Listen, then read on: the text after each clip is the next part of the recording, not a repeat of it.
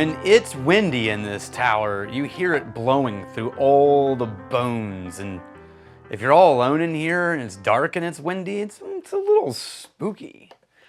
Welcome to the Whiskey Vault. I'm Daniel Whittington, Chancellor of Wizard Academy and Whiskey Marketing School. This is Hidden Drams Day.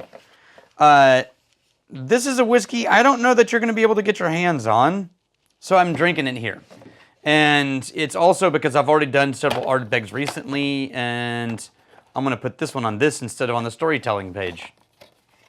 This is Ardbeg Spectacular, and it was given by Mike Russo, who's one of our whiskey somms.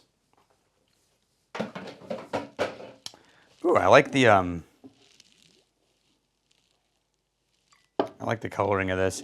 Okay, remember we had a whole conversation about Ardbeg and fanciful titles, and I know, the cool thing to do in whiskey circles right now is to crap on Ardbeg for how many no-age statement special editions they release. I get it. Fine. But, guys, give it a rest. I understand that, like, if you love a distillery like Ardbeg, like most of the people whining about this love Ardbeg. It's not the people who don't love Ardbeg that are complaining. And that usually means that Ardbeg probably needs to pay attention. And I agree, they release so many special variations that I can't keep up, and I always feel like I'm a little bit behind the curve and I'm missing out on something potentially. But if at the end of the day you try something and you love it, then love it. The brand's making decisions. If it's not working, they'll course correct over time. That's how companies work. It's good that you're giving a voice to it, and it's good that people have said it out loud. But at this point, it's becoming a trope. I've heard people whining about this now for, 5 years? And I'm just a little tired of the whining. Like it or don't like it, and move on. It's like all the people who bitch about their bands no longer being as cool as they used to be. It's like, whatever. My favorite era of Ardbeg so far was when they first released Ugdal and Anno and some of these new releases, it's been hit or miss. I've been like a 40% like, yeah, that's good, and 60% like, yeah, it's fine. I've never hated anything they've released. And so this one's interesting. So their story, and they're calling it a phenolic phenomenon, which, is fine. But this is the first time ever, evidently, that they've been aging their whiskey in port wine casks. And ex-bourbon port wine blended together, and they say it created a bunch of weird things and made it really spectacular.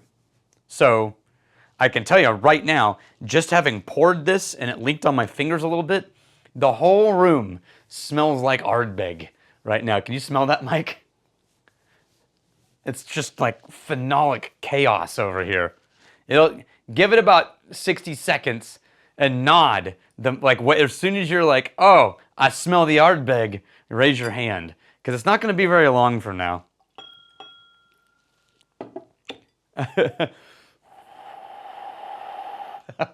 Mike is the camera guy. He's the one that does all of the shooting and all of the editing. Okay. I can smell Ardbeg's smoke across everything. Fingers, the table, the glass, the bottle. It's absurd. Okay. Let's just see what it tastes like. How about that?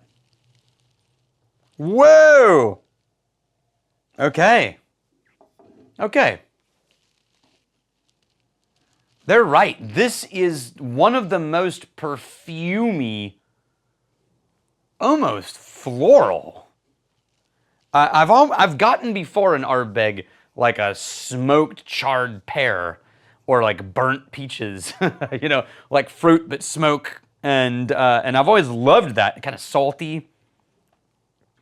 But this one has perfumey notes that are very unique. It makes me want to find the screw it, I'm gonna do it.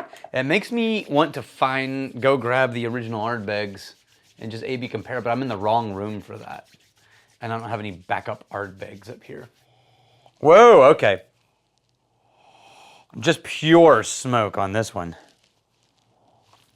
On the residual smell, just pure smoke, creosote, tar. That's what they put in their tasting notes. They're all there.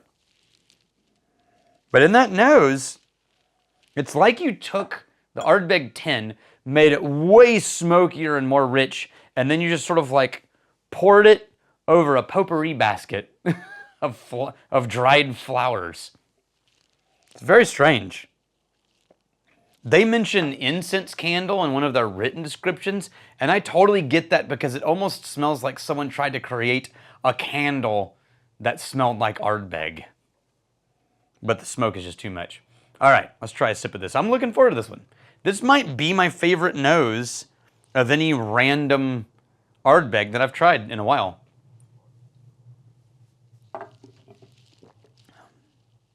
Ooh. So it doesn't deliver the same experience in the palate. It's 46%. In the palate, it's much closer in identity to standard Ardbegs. It's a little bit thin it's closer to my memory of the 10. And it doesn't have all of that super crazy, holy crap floral note. It doesn't live in the palate. And the palate is dominated by classic Ardbeg notes. Did you see that? I got aggressive about pulling it away from my nose, evidently. I'm trying to get something other than, it's starting to soften, and the nose is starting to kind of dissipate a little as it sits and airs. All of the density of the floral perfumey notes are starting to sort of off-gas and disappear. And it's almost like returning to a slightly sweeter Ardbeg. It's very interesting.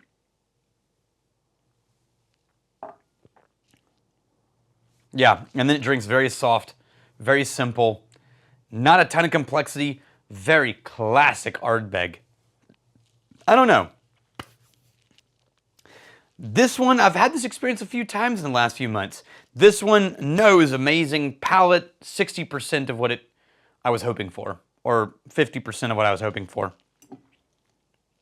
But it's still, I mean, that's grading against the standard of Ardbeg, which is just a classic great whiskey. And so I think sometimes the reason that people are a little annoyed about Ardbeg is because we all tend to hold them to a really high standard. They're just a great whiskey, and historically they've always delivered really high. And so when something doesn't quite hit at and they're just having an off day or an off release, like people get a little visceral about that. And I get that, you know. Love and hate are not opposite sides of a coin. Love and hate are on the same side, separated by a paper-thin line. So when you are passionate about something, it is not a hard transition to go to passionate hate of something if something's violated in the wrong way. The opposite side of love is ambivalence. That's the opposite of love, not giving a at all. So actually, that reminds me, I've always been very careful about super fans. Maybe I'll talk about that one on the rest of the episodes. But your mileage may vary. I don't remember what this costs, but this to me is a $60, $70 bottle for the, I mean, it's not really, at the rate that Scotch bottles are going for these days, I'd be fine spending 50, 60. If it was 100, I would be like, I'm gonna get Uggdal. But I hope you enjoyed that, and I'm really glad you're here. Cheers to you. Okay, I forgot to mention this in the video, so this is a quick cut.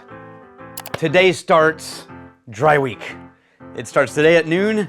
It goes through next Friday at noon. This is just a chance for us to check in, make sure we don't have any dependency issues, get a refresher and a palate reset. It's completely voluntary. And I will see you on the other side.